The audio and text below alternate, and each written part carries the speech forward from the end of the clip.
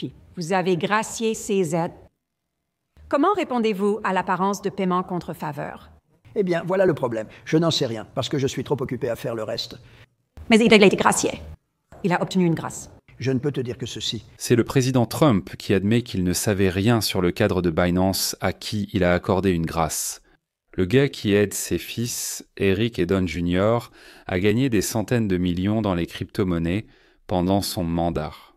Bonjour, je suis Colby Hull, rédacteur en chef fondateur de Mediate, et c'était l'un des nombreux moments déjantés, exaspérants, fous, délirants et dignes d'intérêt issus de l'entretien de Trump avec Norah O'Donnell de 60 minutes.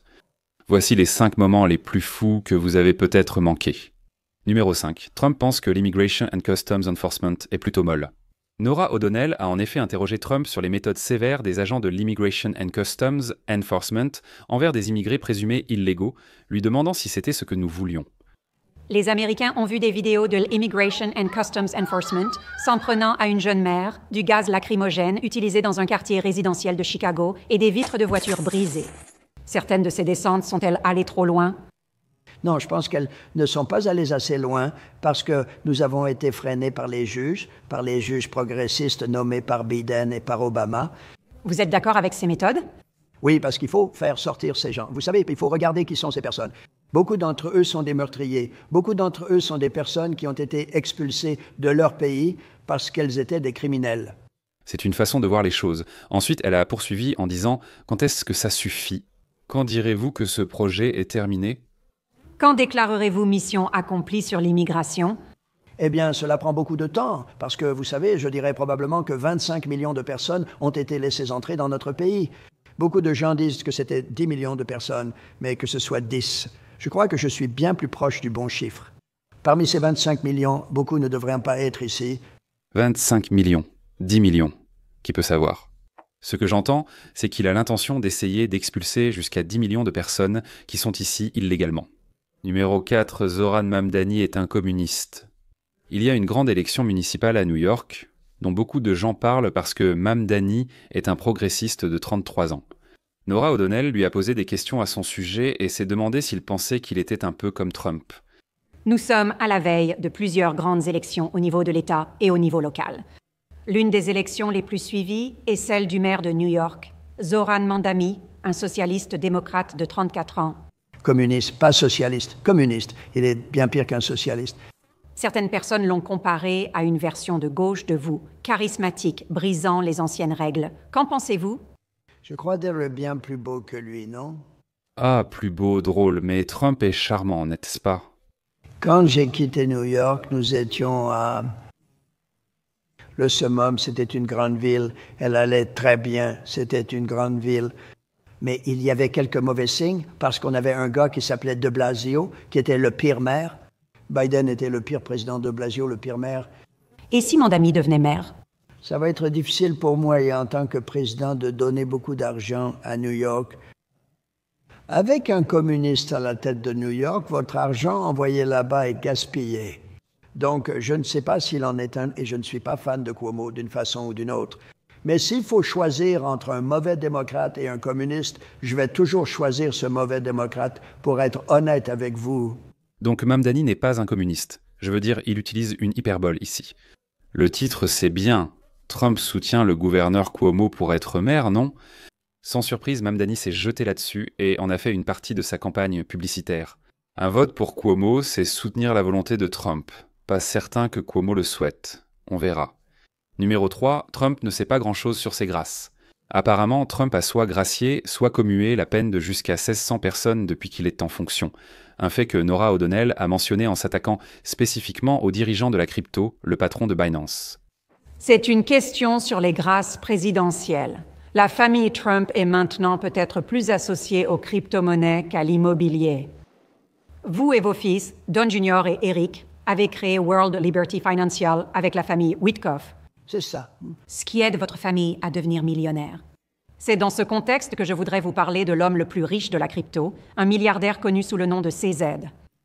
En 2023, il a plaidé coupable d'infraction aux lois sur le blanchiment d'argent. C'était ça. Le gouvernement affirmait que CZ avait nui à la sécurité nationale des États-Unis en aidant des groupes comme le Hamas à transférer des millions.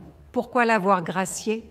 D'accord, prêt? J'ignore qui c'est, mais il a eu 4 mois de peine ou quelque chose comme ça. Et j'ai entendu dire que c'était une chasse aux sorcières menée par Biden. En 2025, sa plateforme Binance a facilité l'achat de 2 milliards de dollars du stablecoin de World Liberty Financial. Et ensuite, vous avez gracié ces aides. Comment répondez-vous à l'apparence de corruption ou de favoritisme? Voilà le problème. Je ne sais pas, car je suis trop occupé avec le reste. Mais il a obtenu une grâce? Il n'en sait rien. Il n'en sait rien.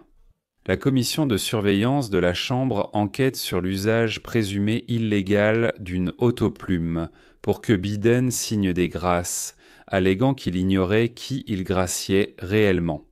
Mais dans ce cas précis, Bourseau, le président en exercice admet ouvertement qu'il ne sait pas qui est cette personne, ou que cet individu était responsable d'un investissement allant jusqu'à 2 milliards de dollars dans la crypto-monnaie, ce qui a rendu ces fils extrêmement riches, à hauteur d'environ 800 millions de dollars, selon un récent dépôt du Trump Work. Alors, comment cela ne serait-il pas la chose la plus corrompue au monde? Mes fils y sont. J'en suis content, car la crypto est sûrement une excellente industrie. Je trouve cela bien. Ils dirigent une entreprise, pas le gouvernement, et ils sont compétents. Mon fils est désormais premier en vente. Et ma femme vient d'avoir un livre numéro 1 des ventes. Je suis fier d'eux pour ça. Moi, je me concentre sur ça. Je ne sais rien sur ce type, à part que j'ai entendu dire qu'il est victime de l'instrumentalisation du gouvernement. Quand tu dis le gouvernement, tu parles de celui de Biden qui est corrompu. Biden était notre président le plus corrompu et le pire. Je ne me soucie que d'une seule chose. Est-ce que nous serons numéro 1 dans la crypto? La crypto s'est avérée, et en ce sens, j'avais raison. La crypto s'est avérée être une industrie massive, si on peut l'appeler ainsi. Je suis très fier d'affirmer que nous devançons largement la Chine et tous les autres. Maintenant, la Chine s'y met vraiment à fond dans ce moment. Si vous voulez vous en prendre aux gens, vous allez tuer cette industrie et ce sera très mauvais. Un nombre énorme d'emplois. J'ai mené une campagne positive sur la crypto, très ouvertement. J'ai fait campagne. Biden a fait campagne contre elle. Quand Biden a découvert que j'obtenais quasiment 100% du vote crypto, ce qui était beaucoup, il a complètement changé d'avis et il s'est mis à soutenir la crypto. Ils ont complètement changé de camp. Ils avaient de nombreux inculpés et les ont tous relâchés, vous le savez. Beaucoup de personnes étaient inculpées. Biden était un président corrompu. Biden a misé sur la crypto pour obtenir des voix, mais cela n'a pas marché. Ils ont voté pour moi. Il affirme que Biden dirigeait l'administration la plus corrompue. Beaucoup considérant déjà à l'époque son fils Hunter Biden comme suspect, vendant ses œuvres d'art pour des sommes folles sans que l'origine de l'argent soit claire. Eh bien, dans ce cas, nous avons des investisseurs étrangers anonymes qui donnent des milliards de dollars à l'organisation Trump. Trump ose pourtant affirmer que Biden était plus corrompu. C'est prévisible. Trump retourne une accusation et affirme « non, ils sont pires ». Mais que cela ait été diffusé à la télévision et qu'il le défendait ouvertement en admettant son ignorance? C'est une affaire majeure, même des commentateurs républicains comme Guy Benson de Fox News ont dit « il faut qu'on soit cohérent ». Ce n'est pas acceptable, et ça ne devrait pas l'être. Achat de 2 milliards de dollars du stablecoin de World Liberty Financial. Et ensuite, vous avez gracié ces aides. Comment répondez-vous à l'apparence de corruption ou de favoritisme? Eh bien, voilà le problème. Je n'en sais rien parce que je suis trop occupé à faire le reste. Mais il a obtenu une grâce. Il a obtenu une grâce. Je ne peux que te dire ceci. Mes fils s'y intéressent et j'en suis heureux car la crypto est sans doute une excellente industrie. Ils gèrent une entreprise, pas le gouvernement, et sont compétents. Mon fils est désormais le meilleur vendeur. Ma femme a publié un livre best-seller. J'en suis fier. Moi, je me concentre là-dessus. Je ne sais rien sur ce type, sauf qu'il serait victime de l'instrumentalisation du gouvernement. Quand tu dis le gouvernement, tu parles de Biden. Il est corrompu. Biden était le président le plus corrompu et le pire que nous ayons eu. Deuxième point, Trump a vivement critiqué 60 minutes pour leur reportage sur Kamala Harris. Bien sûr, vous vous rappelez que Trump a poursuivi 60 minutes pour 20 milliards de dollars, affirmant une ingérence électorale à cause d'un montage maladroit de la réponse de Kamala Harris lors de son interview il y a 1 an sur Israël, ignorant l'administration Biden. La presse l'a soutenue. Oh, ils l'ont vraiment soutenue, mais finalement, elle a échoué parce qu'elle n'arrivait pas à s'exprimer. À mon avis, Cette personne n'était pas très intelligente et avait du mal à s'exprimer. 60 minutes m'a bien payé. Tu n'es pas obligé de l'inclure. Je ne veux pas t'embarrasser et je suis sûr que ce n'est pas le cas. Je pense que vous avez un excellent nouveau leader, franchement, parce que la jeune femme qui dirige toute votre entreprise est vraiment formidable. Je ne la connais pas, mais on dit que c'est quelqu'un de formidable. Je salue Bari Weiss, désormais rédactrice en chef de CBS News et ex-fondatrice de Free Press. Anticonformiste, elle a défendu Trump d'une façon qui l'a démarqué des médias traditionnels. Mais Trump n'avait pas terminé. 60 minutes a dû me verser beaucoup d'argent pour avoir supprimé sa réponse. C'était très grave. Cela aurait pu changer l'élection 2 nuits avant, mais ils ont mis une nouvelle réponse et m'ont beaucoup payé pour ça. Seules des informations légitimes sont nécessaires, pas de fausses informations. Et je pense que c'est en train d'arriver.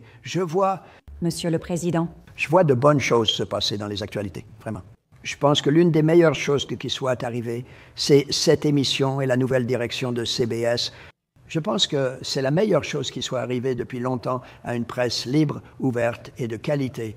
Ce qui est remarquable ici, c'est que cette partie de l'entretien n'a pas été diffusée à la télévision, mais est sortie plus tard dans une version longue de plus de 70 minutes, dans laquelle il a essentiellement interpellé 60 minutes en face. La presse l'a soutenue. Oh, ils l'ont tellement soutenue. Mais finalement, elle a échoué parce qu'elle ne pouvait pas parler. À mon avis, cette personne n'était pas très intelligente et s'exprimait mal. Elle ne savait pas parler. En fait, 60 minutes m'a beaucoup payé. Tu n'es pas obligé de le dire. Je ne veux pas t'embarrasser et je suis sûr que tu ne l'es pas.